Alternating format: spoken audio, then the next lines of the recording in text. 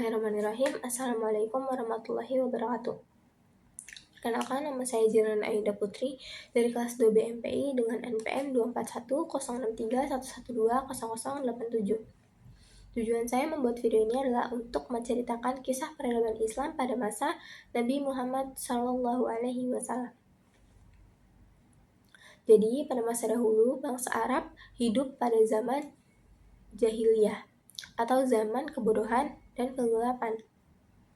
Masyarakat hidup tanpa arah moral, hukum yang berlaku, dan berhala yang disembah di mana-mana. Peperangan antar suku adalah hal biasa yang terjadi pada masa itu. Wanita yang tak dihargai, serta keadilan yang sulit ditemukan. Namun segalanya berubah ketika seorang bayi lahir di kota Mekah. Pada tahun gajah, sekitar tahun 570 Masehi. Bayi itu diberi nama Muhammad. Nabi Muhammad sejak kecil tumbuh sebagai anak yatim piatu. Ia diasuh oleh Halimah dari Bani Sa'ad, lalu oleh kakeknya Abdul Muthalib, dan akhirnya diasuh oleh pamannya bernama Abu Thalib. Sejak kecil, Nabi Muhammad sudah dikenal sebagai pemuda yang jujur, amanah, dan bijaksana, hingga dijuluki dengan gelar Al-Amin, yang berarti orang yang terpercaya. Dalam usia muda, ia mengembala kambing, merenung dalam kesunyian, dan jauh dari gemerlap dunia. Ketika ia berusia 25 tahun, ia menikahi seorang saudagar kaya bernama Khadijah, dan rumah tangga beliau dipenuhi dengan kasih sayang serta dukungan spiritual dalam perjuangan dakwah. Ketika Nabi Muhammad mencapai usia 40 tahun, ia menyendiri di Gua Hira. Ia merenungi kondisi bangsanya. Di sanalah wahyu pertama diturunkan melalui perantara malaikat Jibril. Inilah momen yang agung. Nabi Muhammad diangkat menjadi Rasul Allah.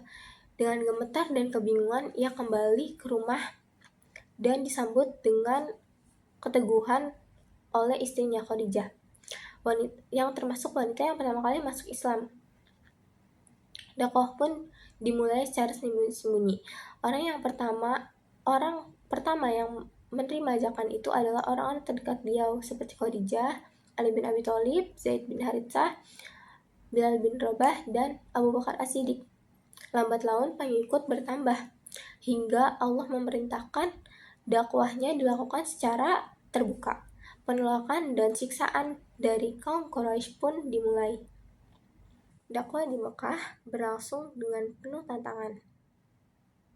Kaum Quraisy menolak ajaran Nabi karena dianggap mengancam sistem sosial, ekonomi, dan agama mereka. Meskipun demikian, Nabi tetap tegar, menyampaikan pesan ilahi dengan kelembutan dan kecerdikan strategi. Ketika tekanan semakin berat, terutama setelah wafatnya Khadijah dan Abu Thalib, Nabi mencari tempat baru untuk mengembangkan Islam, yaitu kota Yathrib yang kini kita kenal sebagai kota Madinah, yang menjadi harapan baru. Kota ini terdiri dari suku Aus dan Khazraj yang sering berseteru, serta komunitas Yahudi.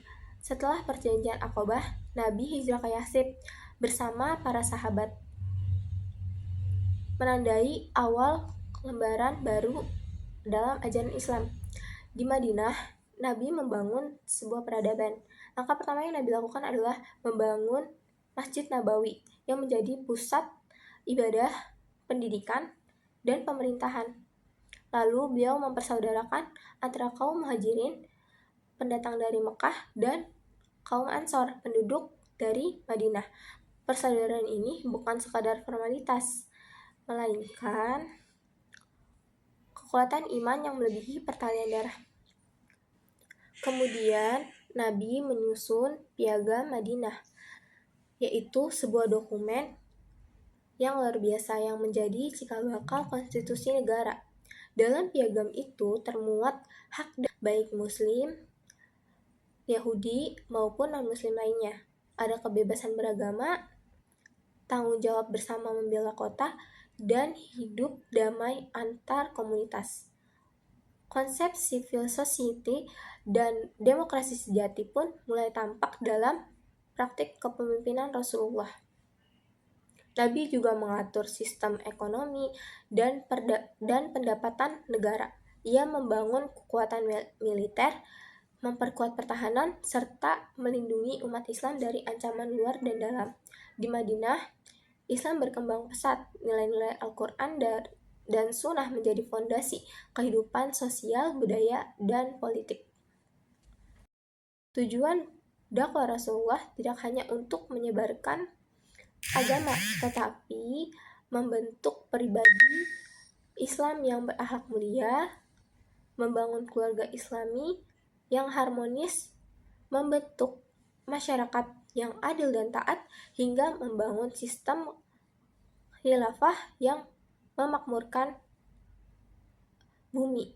Rasulullah bukan hanya utusan Allah, tetapi juga guru di dunia yang membawa peradaban mulia yang kemudian menyinari Eropa melalui Andalusia.